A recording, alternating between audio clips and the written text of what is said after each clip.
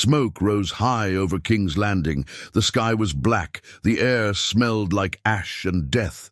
The Red Keep was half broken. Bodies were lying in the streets. Men, women, even children. The city was gone. Daenerys Stormborn had won, but her victory looked like hell. Jon Snow stood among the ruins, his heart heavy. He had seen the dragonfire burn thousands alive. He had seen Grey Worm kill surrendered soldiers. He had watched the people cry, scream, and beg, and he had done nothing. But now, it was too much. He couldn't stay silent anymore. Tyrion had thrown away his handpin and walked into prison. Arya had warned Jon, "She'll kill anyone who stands in her way, even you." He had seen the truth in her eyes. Jon walked through the burned gates of the Red Keep. Drogon sat on the steps, eyes glowing red, smoke coming from his nose. But the dragon didn't attack him. Maybe it still saw him as part Targaryen, or maybe it was just tired of blood. Daenerys stood inside the great hall, the Iron Throne ahead of her, black and sharp like the crown of a demon. Snow fell slowly from the sky, mixing with ash. She turned when she heard Jon's steps, her face lit up with a strange kind of joy. "We did it," she whispered. "They will be free now. They will learn what real justice looks like."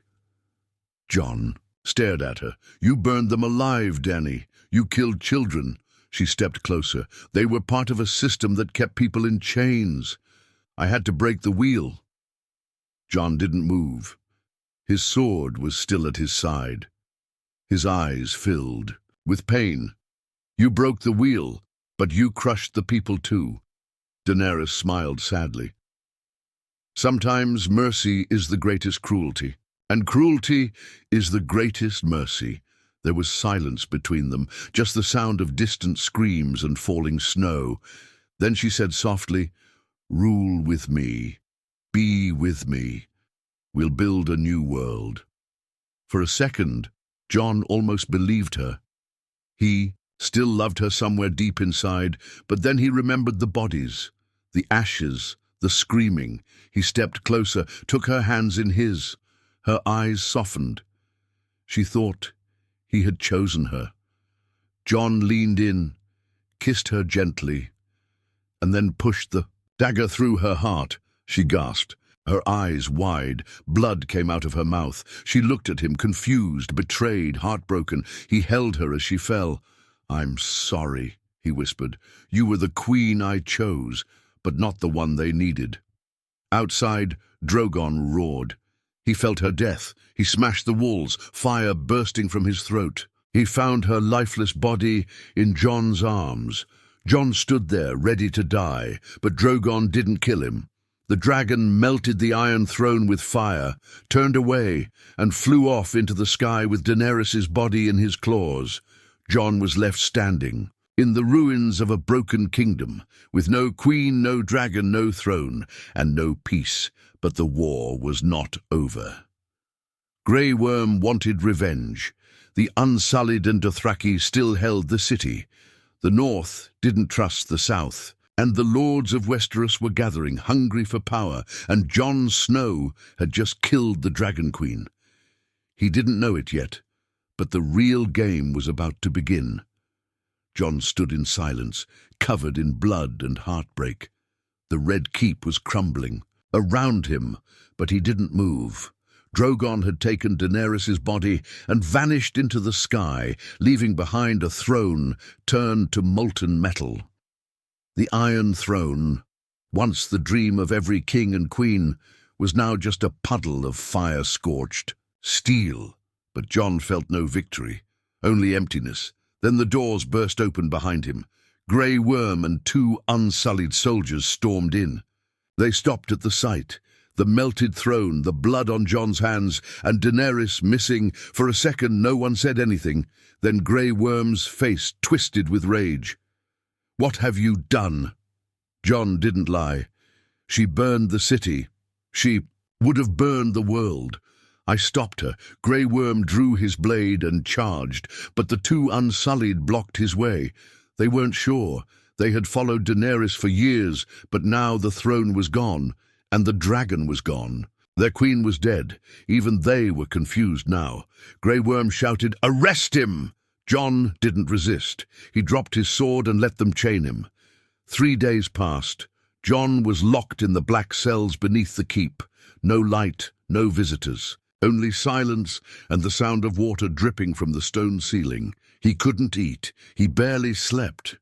He saw Daenerys every time he closed his eyes. Her face, her final breath, the way she looked at him, like she still loved him even in death. Above, King's Landing was in chaos. The Dothraki were angry. They wanted revenge. They wanted blood. The Unsullied followed Grey Worm, who was planning Jon's execution. He wanted to cut off his head and hang it from the walls. But the North had heard the news. Sansa Stark had marched south with 1,000 men from Winterfell. Arya rode with her, quiet and deadly as ever. Brienne, Ser Davos, and even Samwell Tarly had come too.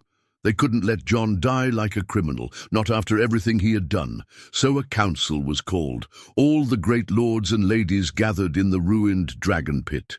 Sansa of Winterfell, Arya by her side. Yara Greyjoy, proud and cold, Gendry Baratheon of Storm's End, Samwell, humble but wise, Ser Davos, who had seen too many kings die, Brienne of Tarth, standing tall in honor, and of course, Grey Worm, standing in black armor, his eyes burning. With fury, Tyrion, still a prisoner, was brought forward to speak. He looked thin, broken, but his voice was clear. "You all came to choose a new ruler," he said. "But no one sits on the throne anymore. Not because it was taken, because it was destroyed." They all stared at him. "Jon Snow killed Daenerys," Tyrion continued, "not for power, but to save the people. She burned a city of innocents." He stopped her. Yara stood up angrily. "She was our queen. He murdered her." Arya's voice cut through the air like a blade. "Say one more word, and I'll put a knife through your eye." Yara sat back down. Tyrion kept speaking. "We've had mad kings and cruel queens. We've had liars, killers, and children sitting on that throne. But none of them broke it. Jon Snow did, not because he wanted to rule, but because he didn't." "Then, what do we do with him?" Grey Worm asked bitterly. "He broke the law. He killed his queen." Tyrion looked around the circle.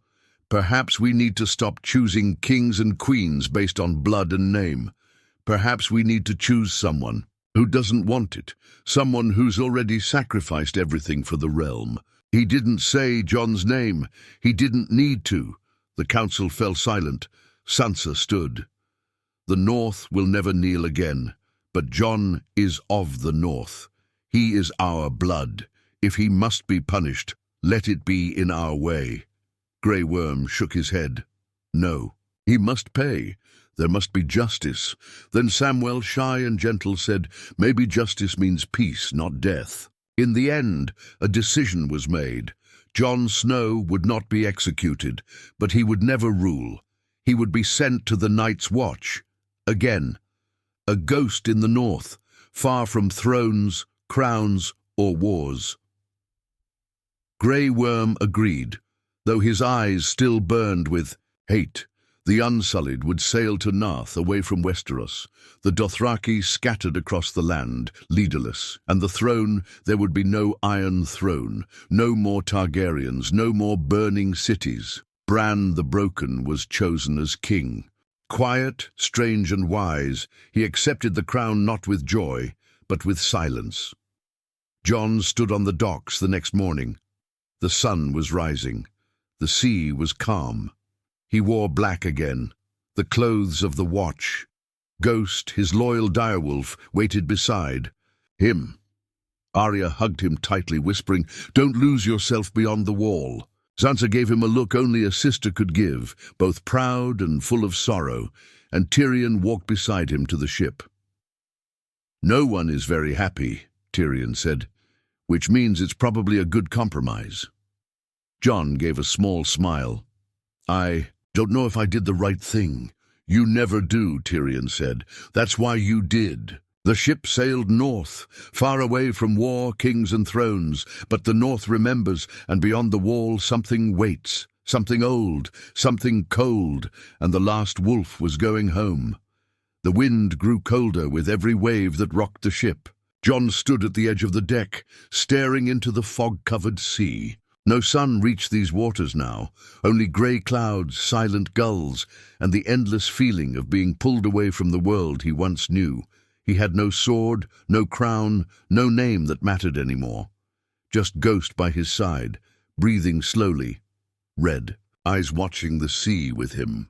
The ship approached Eastwatch by the sea. The old castle was falling apart, half buried under snow and time. Only a handful of black-cloaked men waited at the dock. They looked more like ghosts than guards, quiet, thin and tired. The Night's Watch was no longer a proud order. It was a graveyard for broken oaths and unwanted names. Jon stepped off the ship and nodded at the men. "Lord Commander," one of them said. "I'm not that anymore," Jon replied.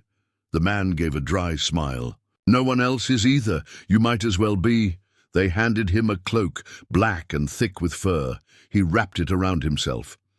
The cold hit his bones the moment he stepped into the snow, but it was familiar, almost comforting.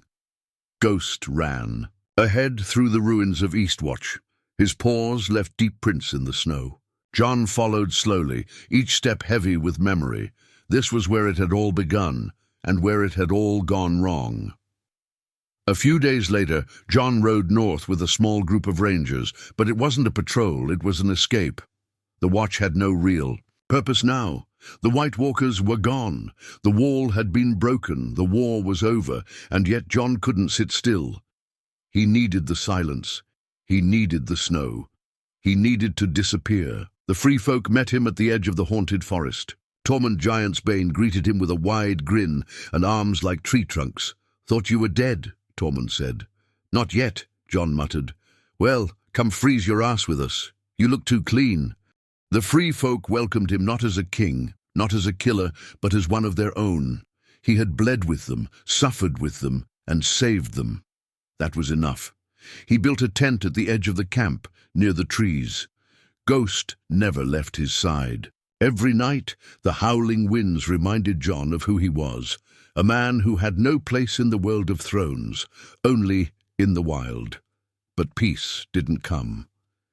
Every time he closed his eyes, he saw Daenerys. He saw her burning the city. He saw the dagger. He felt her die in his arms again and again, and sometimes he saw something worse, fire in the snow, eyes glowing blue. A whisper from the dark woods. Something old was waking up. It started with the crows. At first, just one or two, dead in the trees, their eyes frozen white. Then more. Dozens. Then the wolves howled all night, restless, circling the camp as if something was watching. Tormund noticed it too. "This forest has changed," he said one night, staring into the dark. "The snow is falling wrong, too thick, too fast." Jon said nothing.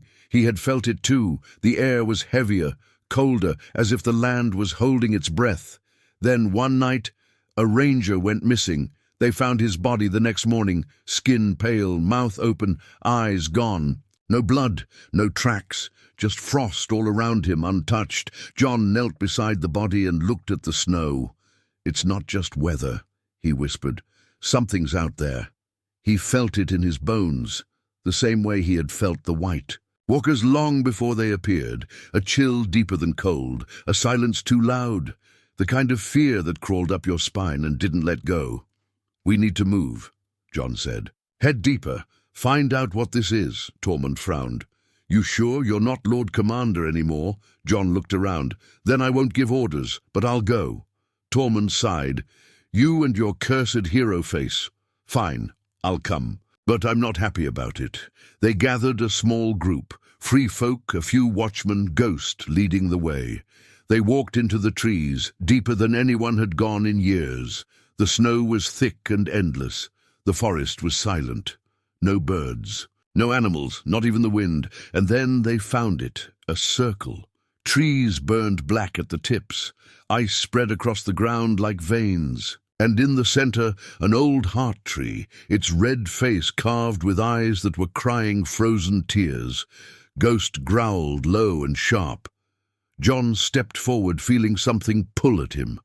Not physically, but through the blood, through the old magic. Of the north, Tormund said, "What in the dark hell is this?" Jon looked around. "I don't know, but I think it's waking up." And then they heard it. A whisper, not in their ears, but inside their minds. Something ancient, something not dead, something that had been sleeping beneath the snow for a very, very long time. Jon stared at the heart tree, and for a moment he felt Daenerys again, not in love, but in fire. He saw visions of snow burning red, of shadows crawling through the frost, of ice and fire fighting not for thrones, but for the soul of the world. And he realized the war wasn't over. It had only just changed.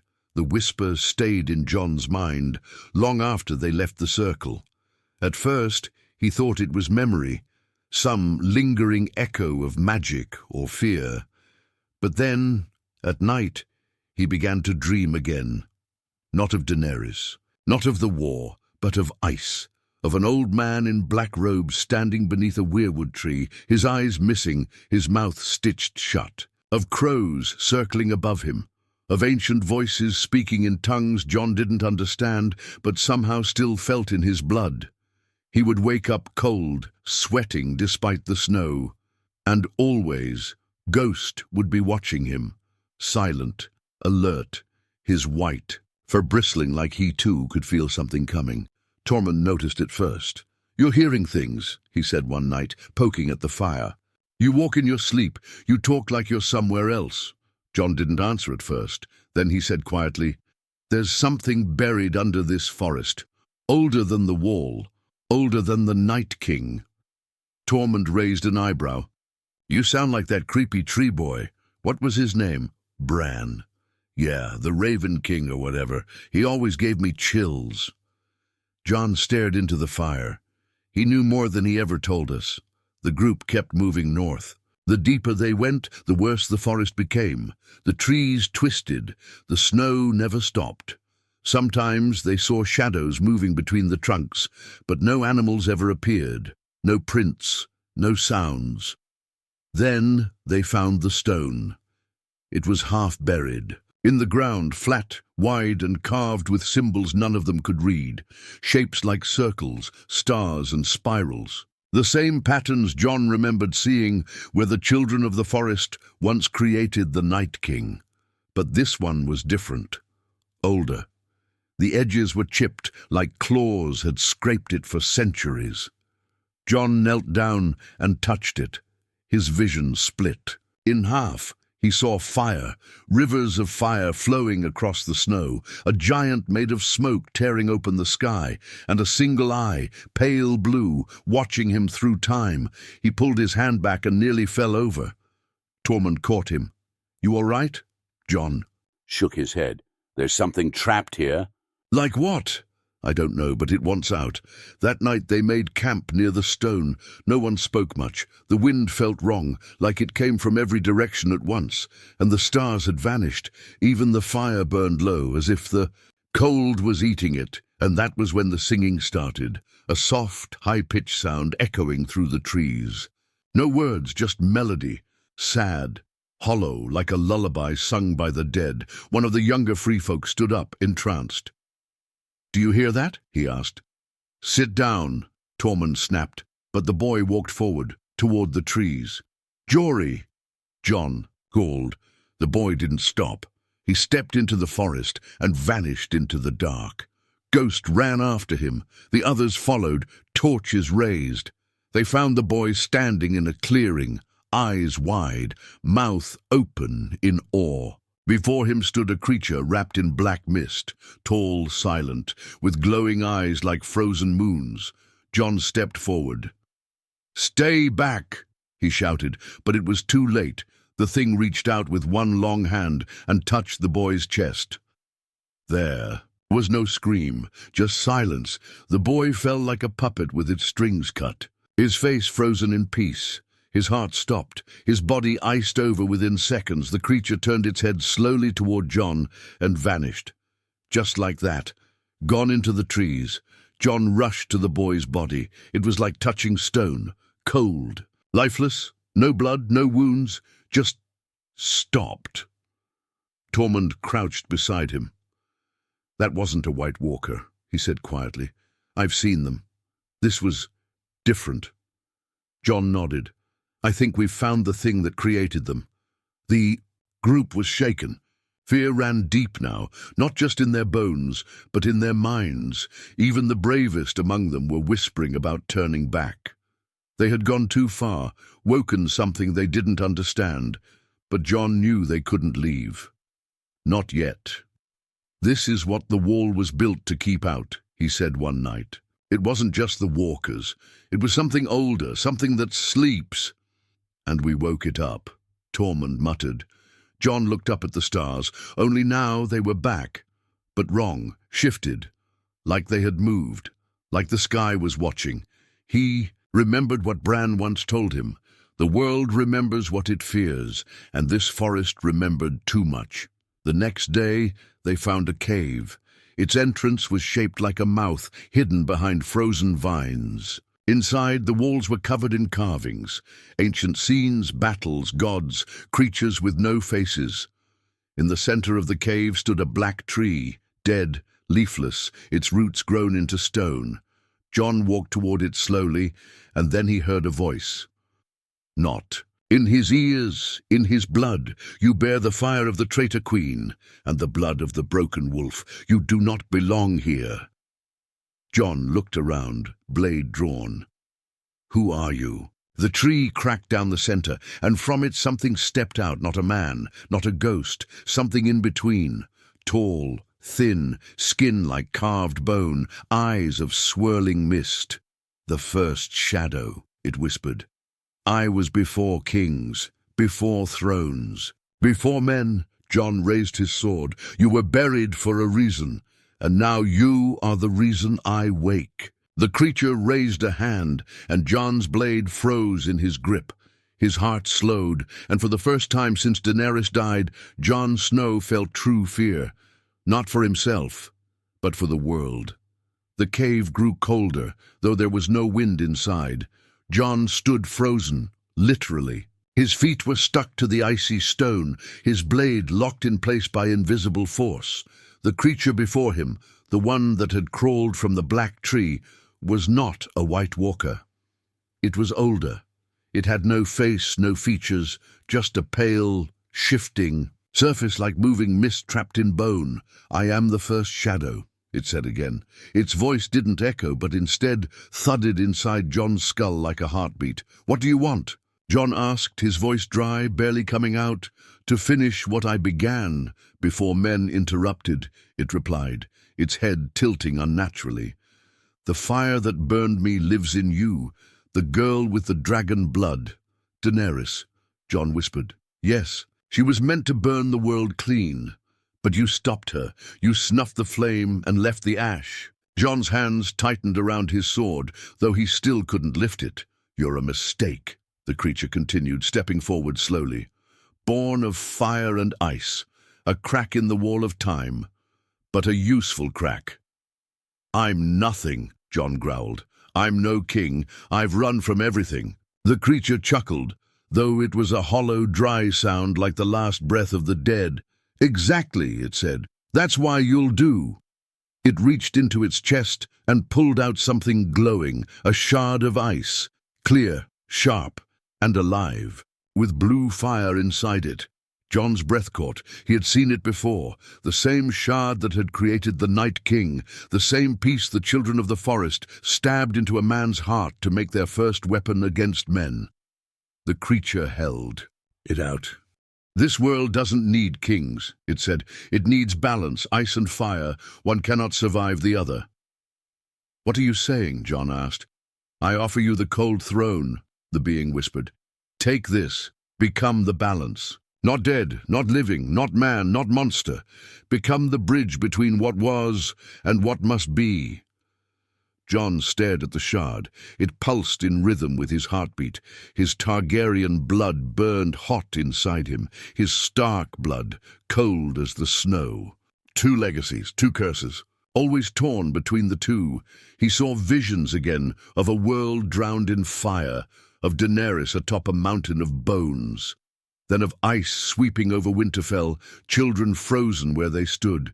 He saw Arya, Sansa, Bran, all lost. He stepped back.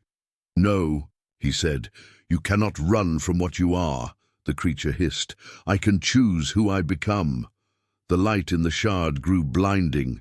The creature lunged, but Ghost sprang from the shadows, teeth flashing, slamming into the figure's side. The shard fell to the ground, skidding across the stone. Jon broke free of the ice's grip and dove for the shard, then swung his sword with all his strength, smashing it against the wall. The shard exploded into light and mist. The creature screamed, a sound that shattered the cave walls and echoed across the forest. The black tree behind it withered to ash, and then silence, real silence. The cave began to collapse. "Go!" Jon shouted to the others. They ran through falling stones, ducking low, sliding under cracking roots and jagged ice. Snow burst in from above. The sky opened. The forest groaned like it was alive and wounded. They didn't stop running until the light returned. Not sun, but stars, clear, still normal. Jon collapsed in the snow, Ghost beside him, panting. Tormund dropped to his knees next to him. "What in the seven hells was that thing?" "I don't know," Jon said, breathing hard. "But it wanted to finish what the Night King started. Then we should head back, tell the South, tell the Crows, tell anyone who'll listen." Jon shook his head. "They won't understand," he said. "They'll think it's over. They always do." "So what? We just wait for the next ice demon to crawl out of a tree?" Jon looked around at the quiet forest. "No," he said softly. "We protect the North, like before, like always." Tormund grinned. "You're sounding a lot like a Lord Commander again." "I'm not," Jon muttered. But Tormund clapped his shoulder anyway. "You are to us." In the days that followed, they buried the boy who had died. They warned the free folk to avoid the old forests and strange stones. They rebuilt parts of the old watchtowers. Slowly they became something again. Not soldiers, not saviors, but watchers, the real kind. And Jon? He kept to the woods, hunting, walking, listening, not for enemies, but for whispers. He knew whatever that thing was, whatever ancient evil had reached for him in that cave. It wasn't gone. Not fully. It had seen him, and it had called him the Bridge. Sometimes he still saw Daenerys in dreams, but she didn't speak anymore. She only stared, sad, silent, burning. One night, Jon stood alone at the edge of the world, where the wall once stood, now just broken ice and ancient stone. Ghost sat beside him, and Jon spoke quietly. "Maybe I was never meant to be king, or a hero, or even alive." The wind answered with silence. "But I'll stay," he said, "as long as I have to." He looked up at the sky, full of stars now. No thrones, no crowns, just snow, and the promise of something darker, still waiting. The days stretched into months beyond the wall. Seasons didn't seem to matter here. The cold ruled like a quiet god, and Jon Snow had become part of its silent kingdom. He rarely spoke now. The free folk knew better than to ask him much. They left, offerings at his camp sometimes. Fresh meat, skins, even old blades, like gifts to a spirit rather than a man. Ghost was never far. Always watching, always waiting, but Jon felt it. The world had shifted again. Something was still wrong, not broken like during the war, not burning like in King's Landing, just unbalanced. And in his dreams, the singing returned. That hollow melody in the dark, the same song that lured the boy into the trees, the same tune that lived in the bones of the forest. It came every time the wind blew from the far north. One night, Jon followed it. He left the camp while the others slept. Took only his sword, a torch, and ghost. The snow fell sideways, sharp and thin, like tiny knives against his face. They walked for hours, and then they found it. Not a cave, not a ruin. A door, half buried under snow and moss, carved from black wood, covered in handprints, small ones like children's. John brushed away the frost. The door groaned as he opened it. Behind it, darkness, and deep beneath it, breathing. The stairway led down for what felt like miles. The deeper John went, the colder it became. Not the cold of winter, a deeper cold, one that crept into his soul and sat there, heavy and slow. The walls were smooth stone, carved with spirals and circles. They pulsed faintly in the torchlight like veins under pale skin, and at the bottom he found the chamber. It was round, silent, empty, except for a single pool in the center. Black water. Still, too still. John stepped forward, ghost growling low. Behind him, the moment his foot touched the edge, the water rippled, and then she rose. Not Daenerys, but something wearing her face. A woman made of shadow and frost, her eyes burning gold, her skin cracked like old glass. She wore a crown of ice, jagged and thin. Her voice was wind and fire and grief. "You left me," she said. John's heart twisted. "I buried you," he said softly. "I had no choice." "You killed me," she whispered. He said nothing. "You ended fire, but left the door open for cold. And now it wants you." She stepped closer, hovering over the water like she weighed nothing. "The first shadow failed to turn you, but I can give you peace." "I don't want peace," John replied. "Not if it means becoming something like you." The shadows. Face cracked, revealing blue flame beneath. "You are already something else, Jon Snow. The world made you a ghost long ago." The walls pulsed again, and around him figures began to appear, not dead, not alive. White shapes with no faces, frozen kings, weeping children. The lost souls of every man who died north of the wall. "You're their bridge," the voice whispered. "Let go of the fire. Let the cold have you. You belong here." John's hands shook. He saw visions again. Bran on his throne, silent and strange. Sansa, ruling the north with cold eyes. Arya sailing west, always running. And Daenerys, burning. In his arms, everything he loved had either died or drifted away, and he remained, the last one, alone. But he looked at Ghost, still there, still watching, and in the flame of his torch he remembered something else.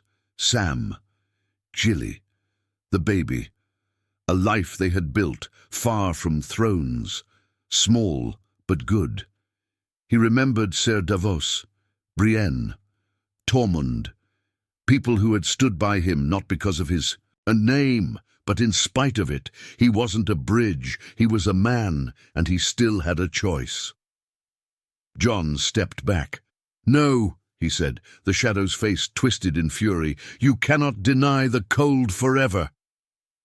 "I won't need to," John whispered, "because I'm going to end it." He reached into his coat and pulled out the last dragon-glass blade he had kept since Winterfell, and he threw it into the pool. The black water screamed. The entire chamber shook. The walls cracked. The shadow lunged at him, but Ghost leapt in, between, biting into its arm. Fire sparked in the creature's face as it screamed again. John grabbed the torch and slammed it into the shadow's chest. Flame met frost, and for 1 second the whole chamber turned white, and then it shattered. The figures vanished, the singing stopped, and John fell into darkness. When he woke, he was outside, covered in snow. Ghost beside him, bleeding but alive. The sky was clear again, the forest was quiet. John sat up slowly, breathing heavy. It was over. Not just the thing in the cave, the feeling, the whisper, the pull. Whatever had tried to claim him, whatever ancient god or ghost had waited beyond the wall, it was gone, not destroyed, but denied, and that was enough. Years passed. Jon Snow never returned south. He stayed with the free folk, moving from camp to camp. Teaching, hunting, watching, the legends grew. Around him, some said he was half ghost, others said he was cursed. But those who met him knew the truth. He was a man who had loved, lost, and still stood. A man who chose to guard the world even when it forgot him. One night, a group of wildling children asked him who he really was.